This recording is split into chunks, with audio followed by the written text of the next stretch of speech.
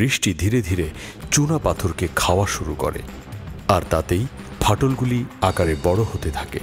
এভাবেই তৈরি হয় চুনা পাথরের গুহা। মাসুমাই কেভের সামনে রয়েছে একটি বিস্তীর্ণ খোলা প্রান্তর।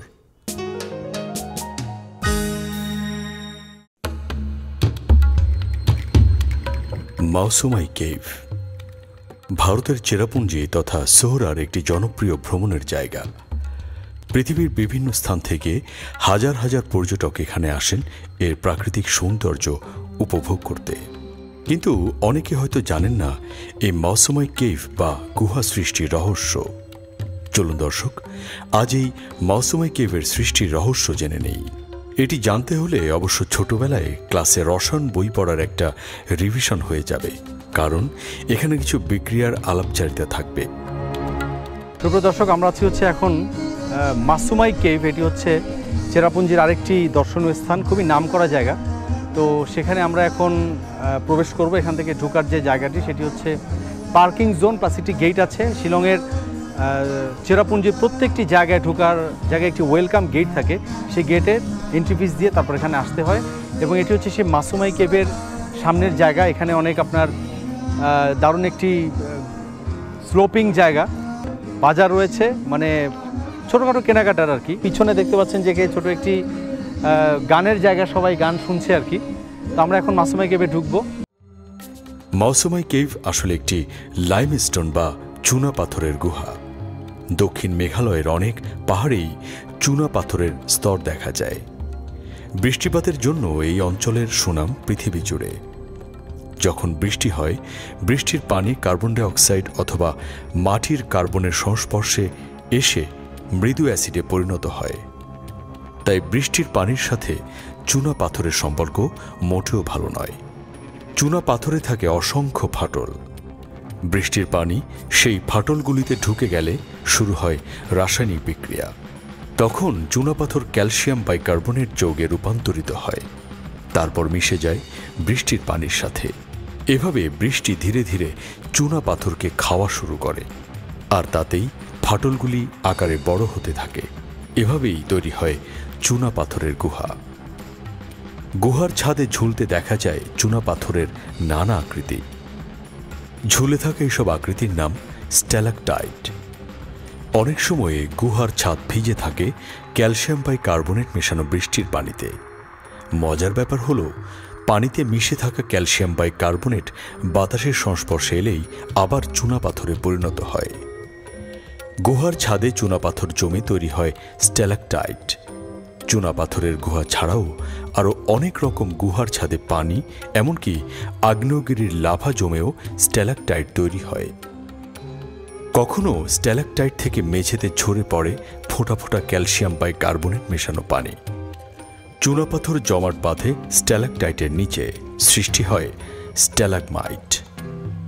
উপর থেকে নিচে নেমে আসে স্ট্যালাকটাইট, আর স্ট্যালাগমাইট নিচ থেকে উপরের দিকে উঠে স্ট্যালাকটাইটকে ছুঁতে চায়।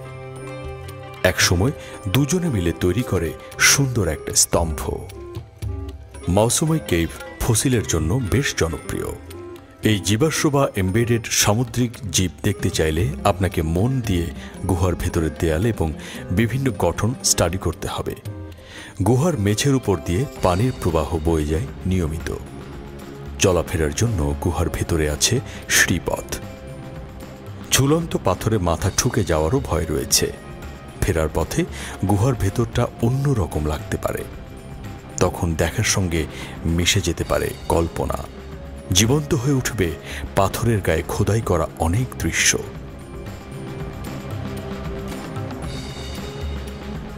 খুবই দুর্গম পথ। তারপরও চেষ্টা করছি আমাদের দর্শকদের কিছুটা দেখানোর।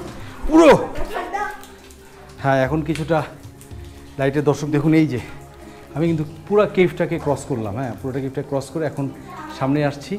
এখন দেখা যাক কেভের আর কি আছে এখানে। এখানে এই হচ্ছে কেভ। ইনসাইডে আসলে পানি পড়ছে। আমরা কেভের টোটাল কেভটাকে আমরা পার করছি। আমরা মনে হয় অলমোস্ট বাইরের সাইডে চলে আসছি। পিছনে অনেক ভিড় ছিল। পুরো কেভটাকে আমরা কভার করেছি, এই যে ব্যাক সাইড কেভ। সবাই আসছে, আমরা এখন চেষ্টা করবো এখান থেকে চলে যাওয়ার জন্য। একটু দেখাই আপনাদের, সানলাইট, উপরে আকাশ।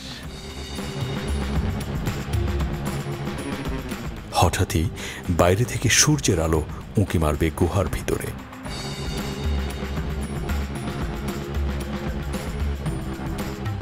ধীরে ধীরে যাই।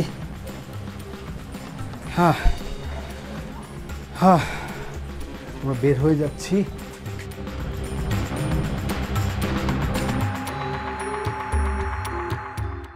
মাসুমাই কেভের সামনে রয়েছে একটি বিস্তীর্ণ খোলা প্রান্তর, যা পিচ দিয়ে মোড়ানো। এখানে দুপাশে দোকানপাটও রয়েছে। স্থানীয় বিভিন্ন বাহারি সামগ্রী এবং সুভেনির টাইপের কিছু উপহার সামগ্রীও পাওয়া যায় এখানে, তবে দাম তুলনামূলক একটু বেশি। খোলা প্রান্তরে কিছু রেস্তোরাঁও রয়েছে।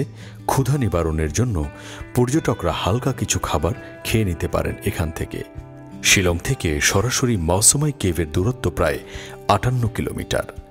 সারা বছরই যেতে পারেন, তবে যারা বর্ষাকালে যেতে চান তারা প্রচুর ঝর্ণা দেখতে পাবেন এখানে।